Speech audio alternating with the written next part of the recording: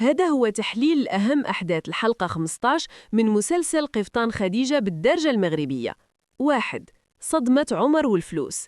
الحلقة بدات بعمر وهو فرحان كيحسب في الفلوس والذهب اللي جمعهم مع شيرين، وكانوا كيديروهم في الحقائب باش يهربوا بهم. شيرين وصاتو باش يبان عادي وما يفرش راسو، ولكن الصدمة كانت كبيرة فاش عمر حل الشكارة ولقى فيها غير الكتوبة، يعني شيرين نصبات عليه وخلاتو بلاش. عمر بقى كيعيط ليها وتلف ولقى تليفونها طافي. 2. عرض الأزياء وتكريم الحاجة خديجة.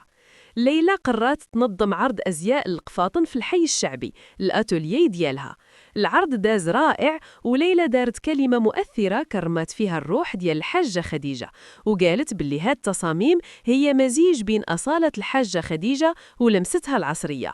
العرض حضروا ليه بزاف ديال الناس، ومن بينهم الغالي اللي كان فرحان بنجاح ليلى. 3. خيانة سارة وسليمان. في هذه الحلقة الحقيقة بانت الليلة.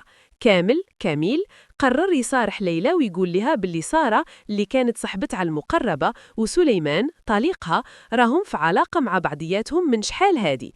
ليلى تصدمات بزاف حيت كانت كتثيق في سارة، وفاش جات سارة للعرض ليلى تعاملت معاها ببرودة وبانت عليها الصدمة ديال الخيانة. 4. البحث عن البراءة. كامل وغالي بقاو متبعين الخيوط باش يثبتوا براءة الأب ديال غالي من التهمة اللي تلصقات ليه. كامل لقى بعض الوثائق اللي كدين سليمان، ولكن هاد الأدلة ما كافياش، وبقاو كيقلبوا على شي حاجة ملموسة أكتر. 5. النهاية المشوقة.